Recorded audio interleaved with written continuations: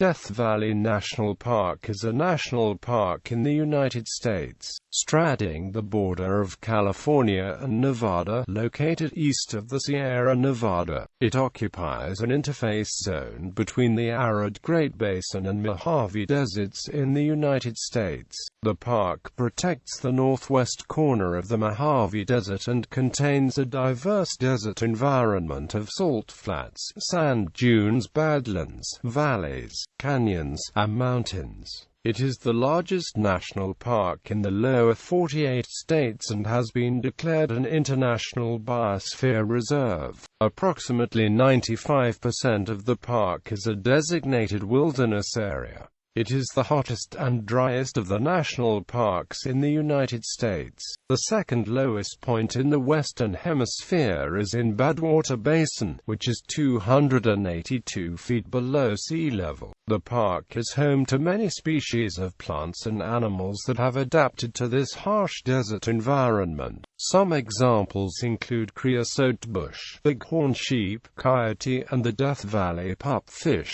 who are a survivor of much wetter times. A series of Native American groups inhabited the area from as early as 7000 BC. Most recently the Timbisha around 1000 AD, who migrated between winter camps in the valleys and summer grounds in the mountains. A group of European Americans that became stuck in the valley in 1849 while looking for a shortcut to the gold fields of California gave the valley its name, even though only one of the group died there. Several short-lived boom towns sprang up during the late 19th and early 20th centuries to mine gold and silver. The only long-term profitable ore to be mined was borax, which was transported out of the valley with 20 mule teams. The valley later became the subject of books, radio programs, television series, and movies. Tourism blossomed in the 1920s, when resorts were built around stovepipe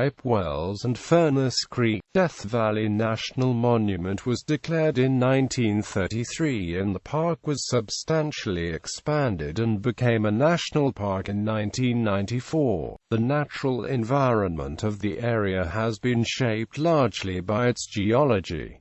The valley itself is actually a graben. The oldest rocks are extensively metamorphosed and at least 1.7 billion years old. Ancient, warm, shallow seas deposited marine sediments until rifting opened the Pacific Ocean. Additional sedimentation occurred until a subduction zone formed off the coast. This uplifted the region out of the sea and created a line of volcanoes. Later the crust started to pull apart, creating the current basin and range landform. Valleys filled with sediment and, during the wet times of glacial periods, with lakes, such as Lake Manly. In 2013, Death Valley National Park was designated as a dark sky park by the International Dark Sky Association. Geographic setting. There are two major valleys in the park, Death Valley and Panamint Valley. Both of these valleys were formed within the last few million years and both are bounded by north-south trending mountain ranges. These and adjacent valleys follow the general trend of basin and range topography with one modification. There are parallel strike-slip faults that perpendicularly bound the central extent of Death Valley. The result of this shearing action is additional extension in the central part of Death Valley, which causes a slight widening and more subsidence. There, uplift of surrounding mountain ranges and subsidence of the valley floor are both occurring. The uplift on the Black Mountains is so fast that the alluvial fans there are small and steep compared to the huge alluvial fans coming off the Panamint Range. Fast uplift of a mountain range in an arid environment often does not allow its canyons enough time to cut a classic V-shape all the way down to the stream bed. Instead, a V-shape ends at of Slot Canyon halfway down, forming a wineglass canyon. Sediment is deposited on a small and steep alluvial fan. At 279 feet below sea level, Badwater Basin on Death Valley's floor is the second lowest depression in the Western Hemisphere, while Mount Whitney, only 85 miles to the west, rises to 14,505 feet. This topographic relief is the greatest elevation gradient in the contiguous United States and is the terminus point of the Great Basin's southwestern drainage. Although the extreme lack of water in the Great Basin makes this distinction of little current practical use,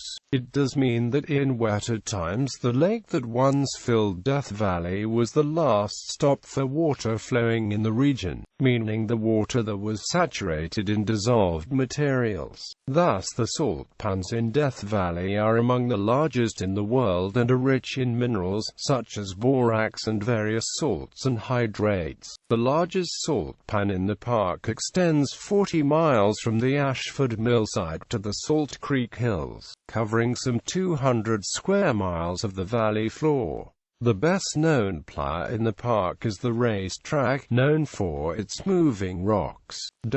Climate. Death Valley is the hottest and driest place in North America because of its lack of surface water and its low relief. It is so frequently the hottest spot in the United States that many tabulations of the highest daily temperatures in the country are mid-Death Valley. As a matter of course, on the afternoon of July 10, 1913, the United States Weather Bureau recorded a high temperature of 134 degrees Fahrenheit at Greenland Ranch in Death Valley. This temperature stands as the highest ambient air temperature ever recorded at the surface of the Earth. Recorded in Libya in 1922 was later determined to be inaccurate. Daily summer temperatures of 120 degrees Fahrenheit or greater are common, as well as below freezing nightly temperatures in the winter. July is the hottest month, with an average high of 115 degrees Fahrenheit and an average low of 88 degrees Fahrenheit. December is the coldest month, with an average high of 65 degrees Fahrenheit and an average low of 39 degrees Fahrenheit.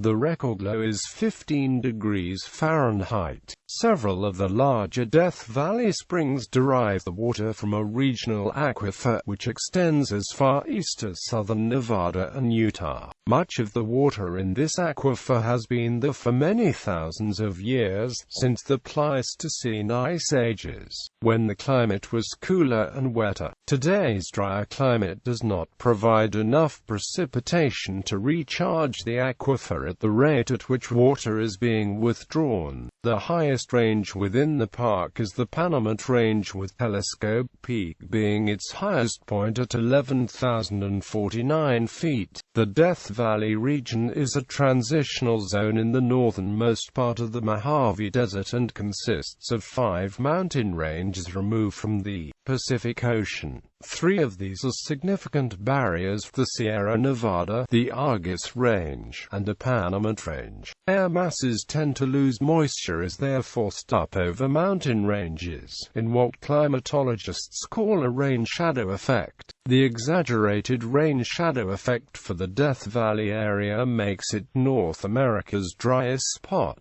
receiving about 1.5 inches of rainfall annually at Badwater. Annual average precipitation varies from 1.92 inches overall below sea level to over 15 inches in the higher mountains that surround the valley. When rain does arrive, it often does so in intense storms that cause flash floods which remodel the landscape and sometimes create very shallow, ephemeral lakes.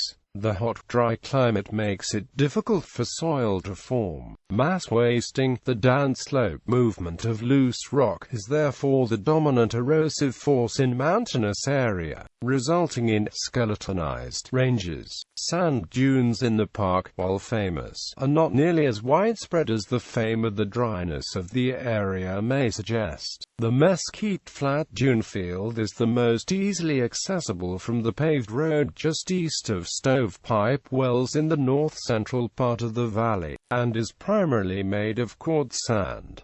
Another dunefield is just 10 miles to the north but is instead mostly composed of travertine sand. The highest dunes in the park, and some of the highest in North America, are located in the Eureka Valley about 50 miles to the north of Stovepipe Wells, while the Panamint Valley Dunes and the Saline Valley Dunes are located west and northwest of the town, respectively. The Ibex Dunefield is near the seldom-visited Ibex Hill in the southernmost part of the park, just south of the Saratoga Springs marshland. All of the latter four dunefields are accessible only via unpaved roads. Prevailing winds in the winter come from the north, and prevailing winds in the summer come from the south. Thus the overall position of the dunefields remains more or less fixed. There are rare exceptions to the dry nature of the area. In 2005, an unusually wet winter created a lake in the Badwater Basin and led to the greatest wildflower season in the park's history. In October 2015, a 1,000-year flood event with over 3 inches of rain caused major damage in Death Valley National Park.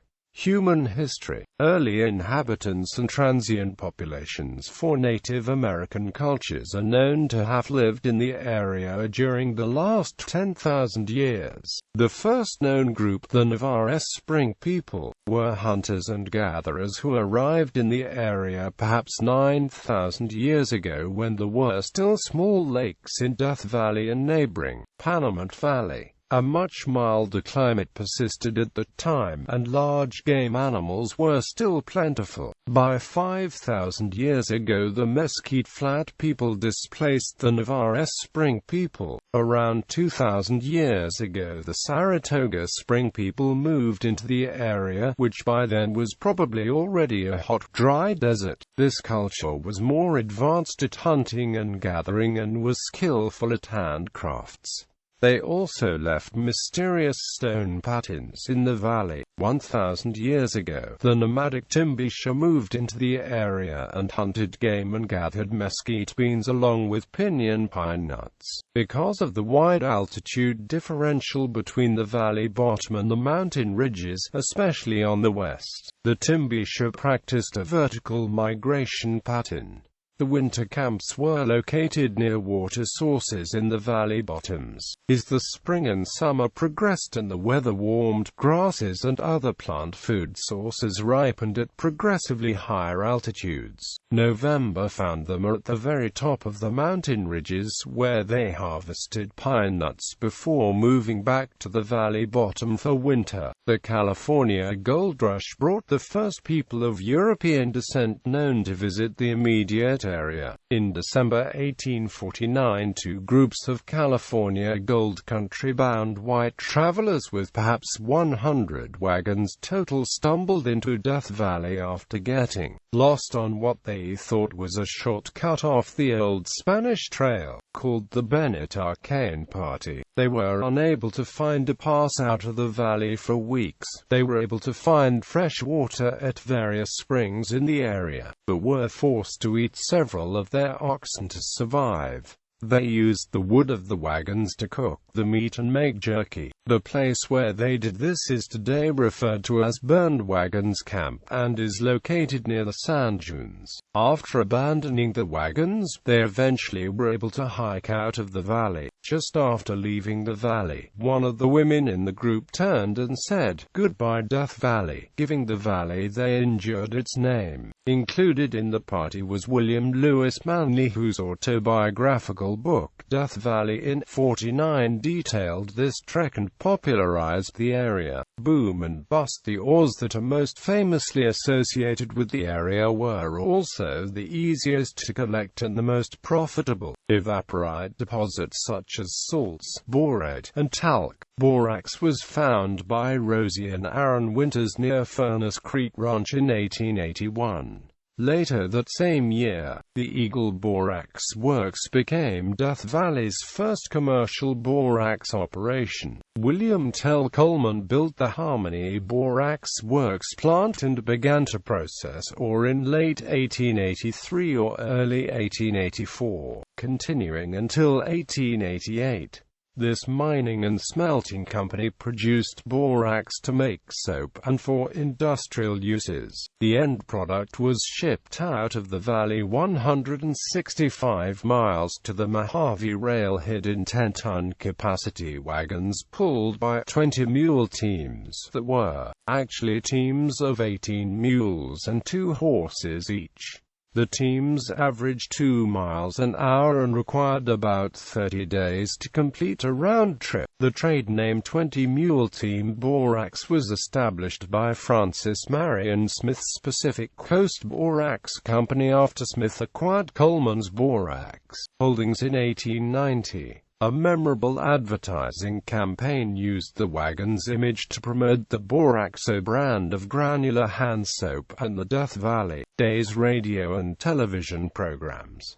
In 1914, the Death Valley Railroad was built to serve mining operations on the east side of the valley. Mining continued after the collapse of Coleman's empire, and by the late 1920s the area was the world's #1 source of borax. Some 4 to 6 million years old, the Furnace Creek Formation is the primary source of borate minerals gathered from Death Valley's pliers. Other visitors stayed to prospect for and mine deposits of copper, gold, lead, and silver. These sporadic mining ventures were hampered by the remote location and the harsh desert environment. In December 1903, 2 men from Ballarat were prospecting for silver. One was an out-of-work Irish miner named Jack Keane and the other was a one-eyed Basque butcher named Domingo Echaran. Quite by accident, Keane discovered an immense ledge of free milling gold by the duo's work site and named the claim the Keane Wonder Mine. This started a minor and short-lived gold rush into the area. The Keane Wonder Mine, along with mines at Rhyolite, Skidoo and Harrisburg, were the only ones to extract enough metal ore to make them worthwhile. Outright shams such as Leadfield also occurred.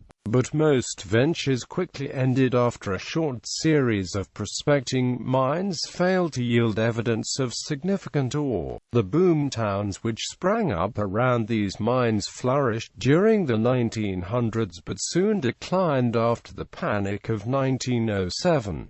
Early tourism. The first documented tourist facilities in Death Valley were a set of tent houses built in the 1920s where Stovepipe Wells is now located. People flocked to resorts built around natural springs thought to have curative and restorative properties. In 1927, Pacific Coast Borax turned the crew quarters of its Furnace Creek Ranch into a resort, creating the Furnace Creek Inn and Resort. The spring at Furnace Creek was harnessed to develop the resort, and as the water was diverted, the surrounding marshes and wetlands started to shrink. Soon the valley was a popular winter destination. Other facilities started off as private getaways but were later open to the public. Most notable among these was Death Valley Ranch, better known as Scotty's Castle. This large ranch home built in the Spanish Revival style became a hotel in the late 1930s and, largely because of the fame of Death Valley Scotty, a tourist attraction. Death Valley Scotty, whose real name was Walter Scott, was a gold miner who pretended to be owner of his castle, which he claimed to have built with profits from his gold mine. Neither claim was true, but the real owner, Chicago millionaire Albert Mussey Johnson, encouraged the myth. When asked by reporters what his connection was to Walter Scott's castle, Johnson replied that he was Mr. Scott's banker. Protection and later history. President Herbert Hoover proclaimed a national monument in and around Death Valley on February 11, 1933. setting aside almost 2 million acres of southeastern California and small parts of southwesternmost Nevada. 12 companies worked in Death Valley using civilian Conservation Corps workers during the Great Depression and on into the early 1940s. They built barracks, graded 500 miles of roads, installed water and telephone lines, and erected a total of 76 buildings. Trails in the Panamint Range were built to points of scenic interest, and an adobe village, laundry and trading post were constructed for Shoshone Indians. 5 campgrounds, restrooms, an airplane landing field and picnic facilities were also built. Creation of the monument resulted in a temporary closing of the lands to prospecting and mining. However, Death Valley was quickly reopened to mining by congressional action in June of the same year, as improvements in mining technology allowed lower grades of ore to be processed, and new heavy equipment allowed greater amounts of rock to be moved. Mining in Death Valley changed. Gone were the days of the single blanket jackass prospector, long associated with the Romantic West. Open pit and strip mines scarred the landscape as international mining corporations bought claims in highly visible areas of the national monument. The public outcry that ensued led to greater protection for all national park and monument areas in the United States. In 1976, Congress passed the Mining in the Parks Act, which closed Death Valley National Monument to the filing of new mining claims, banned open-pit mining and required the National Park Service to examine the validity of tens of thousands of pre-1976 mining claims. Mining was allowed to resume on a limited basis in 1980 with stricter environmental standards. The Parks Resources Management Division monitors mining within park boundaries and continues to review the status of 125 unpatented mining claims, and 19 patented claim groups, while ensuring that federal guidelines are followed and the park's resources are protected. In 2005, the Billy Mine, an underground borax mine located along the road to Dante's View, closed, ending mining in the park. Death Valley National Monument was designated a Biosphere Reserve in 1984.